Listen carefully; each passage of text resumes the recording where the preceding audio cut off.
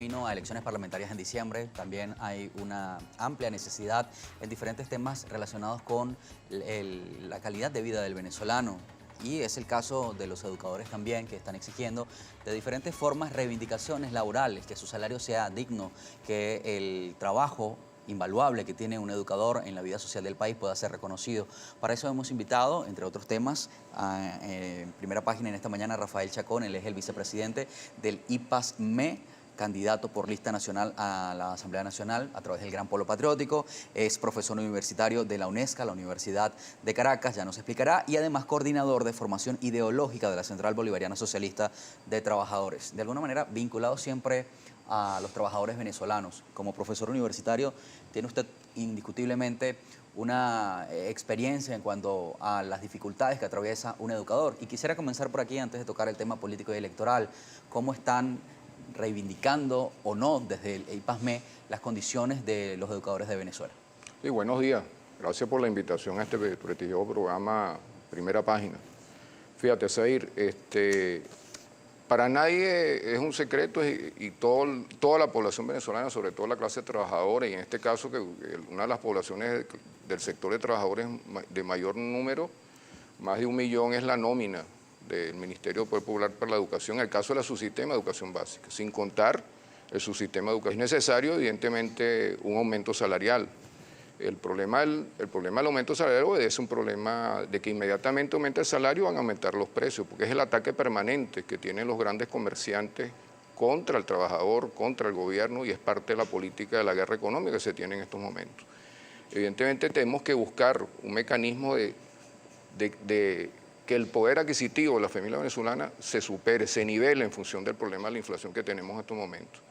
Yo diría que incluso no es un problema simplemente de aumento salarial, que en algún momento yo estoy seguro que el presidente de la República va a buscar el mecanismo de nivelar el salario. De hecho, la ley antibloqueo en uno de sus artículos establece buscar nivelar, compensar el salario y buscar la protección social de la clase trabajadora en general. Yo diría que buscar un mecanismo que el poder adquisitivo conlleve a superar las áreas sociales fundamentales de la clase trabajadora, en este caso el educador, por ejemplo. ¿Qué diría yo?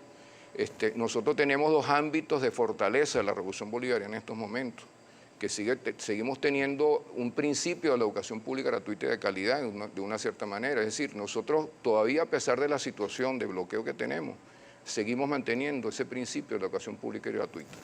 Es decir, somos el 5º país del mundo con mayor matrícula estudiantil a nivel universitario, segundo en Latinoamérica, y a nivel de su sistema de educación básica tenemos casi el 90% de matrícula. Es decir, a pesar de las dificultades, la gente sigue yendo, digamos, los padres y los representantes envían a su mayoría a sus estudiantes, a sus hijos, perdón, a la educación pública. ¿Tienen estadísticas del número de docentes que se ha incorporado a este proceso de reinicio de clases en este proceso además de pandemia?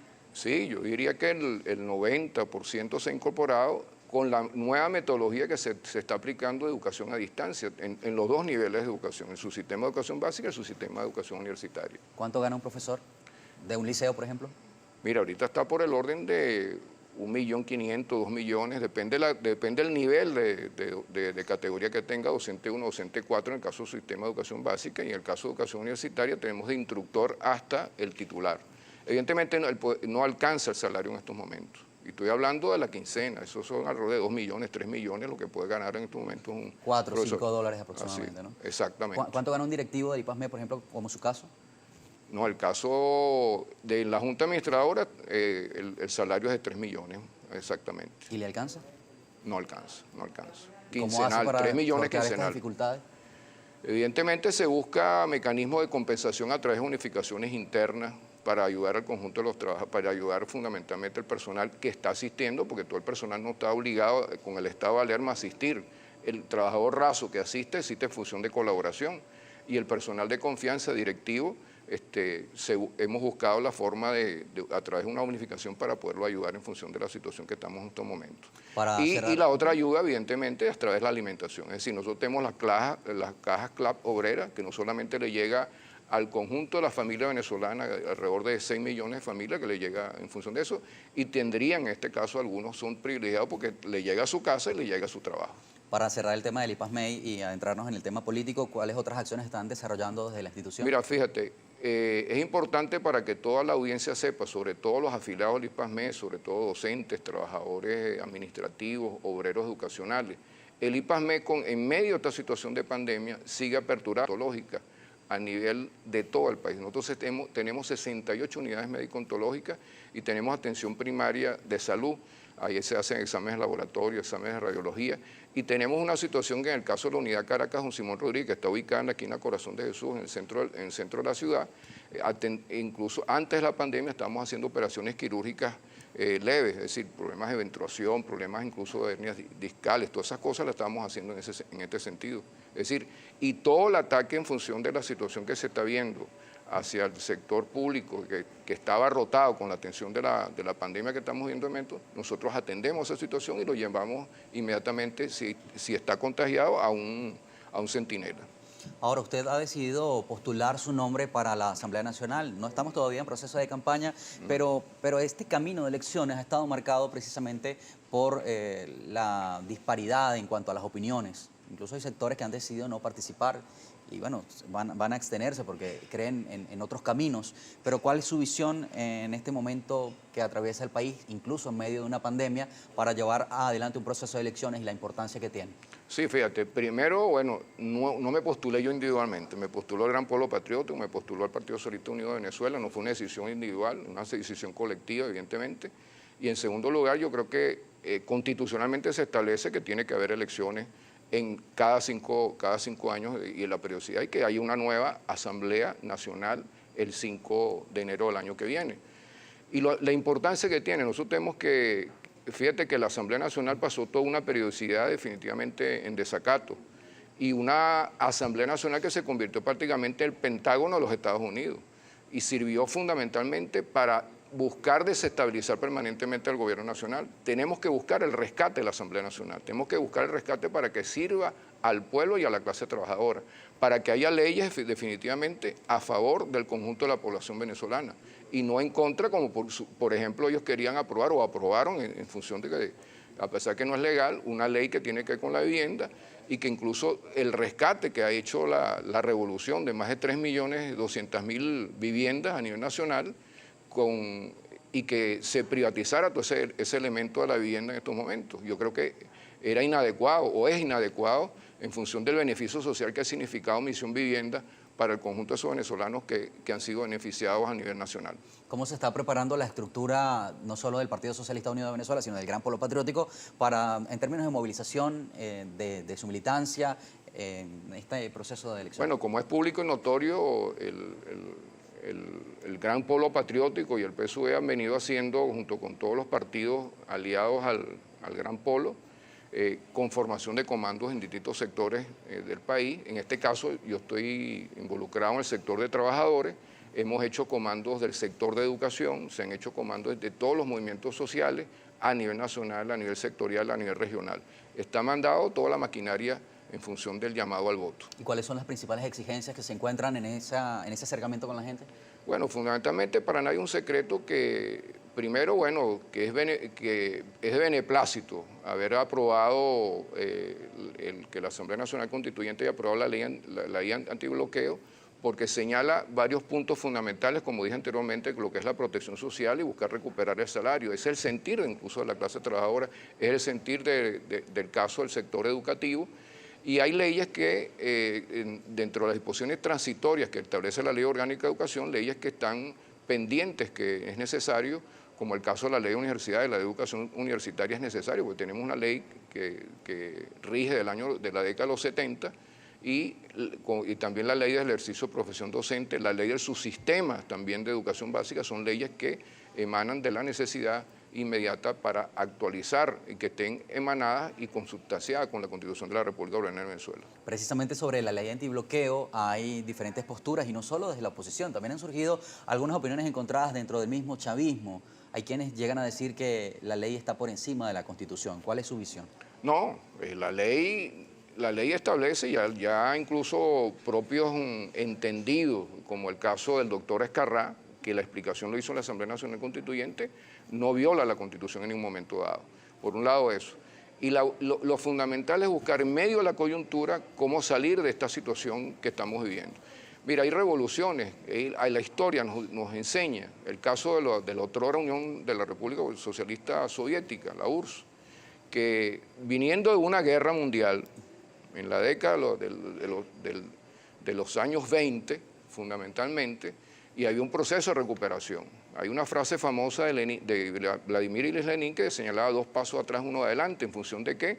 Bueno, busquemos la ayuda del capital privado, busquemos la ayuda del capital extranjero para poder buscar de una u otra manera recuperar la economía. No existe ningún país del mundo que sin relaciones internacionales, políticas, económicas pueda subsistir consigo mismo. Aquella tesis del pasado de Joseph Stalin, del socialismo en un solo país, eso se erradicó definitivamente. Y tenemos que buscar ayuda en función de eso. Siempre manteniendo los principios que están en la Constitución, siempre manteniendo los principios que están emanados en la ley del Plan de la Patria. La conversación continúa. Una pausa. Estamos de regreso con más de Primera Página, 8:01 de la mañana y estamos en vivo. Entrevistamos en esta oportunidad a Rafael Chacón.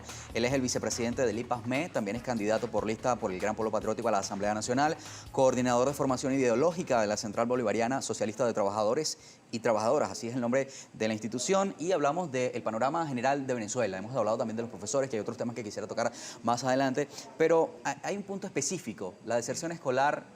Y yo diría, incluyendo en este caso, la deserción también de los profesores, porque hay muchos profesores que han optado por la coyuntura país de dejar su profesión, de dejar incluso su vocación para, bueno, sobrevivir. ¿Cómo están manejando este tema? Y si tienen estadísticas de cómo se ha manejado este punto de partida cuando un estudiante decide, por ejemplo, trabajar en lugar de estudiar. Fíjate, en el caso de los profesores universitarios, profesores de educación media y a nivel de su sistema de educación básica, no poseo estadísticas en estos momentos y evidentemente muchos colegas han abandonado la educación en estos momentos para dedicarse a buscar otro trabajo que los beneficie desde el punto de vista económico para poder tener un poder adquisitivo por la hiperinflación que estamos viviendo producto del bloqueo criminal que hemos vivido estos 3 últimos años. Y el caso de los estudiantes, de la deserción, hay una contradicción. Un poco lo comentamos fuera del aire, en función de que han venido aumentando el sector de la educación privada, la matrícula, y muchos cobrando normalmente en dólares. Y hay familias de clase media, alta también, que han venido evidentemente buscando una alternativa al nivel de la educación pública. Más bien ha aumentado la matrícula en otros casos, en ese sentido, sobre todo en el nivel de su sistema de educación básica, en ese sentido.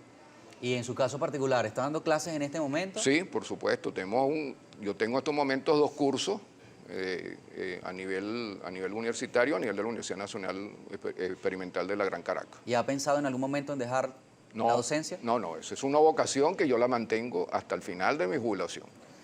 Vamos con la participación de la audiencia. Daniela Salas tiene los comentarios de nuestros televidentes a través de Twitter, también probablemente a través de Instagram. Vamos a revisar si hay comentarios y los compartimos con ustedes, Daniel. 8:04 de la mañana, saludamos a nuestro invitado, agradecemos la sintonía y la participación. Pedimos que sea lo más breve posible para la mayor interacción. Dagoberto Rodríguez nos escribe y dice: buenos días, el IPASME de San Juan de los Morros no ha funcionado desde el inicio de la pandemia, sigue mintiendo. Soy educador y he asistido semanalmente en busca de servicio médico y no lo han prestado. Así está en la mayoría de las unidades a nivel nacional. Siguen engañando. ¿Qué opina y qué responde ante este comentario?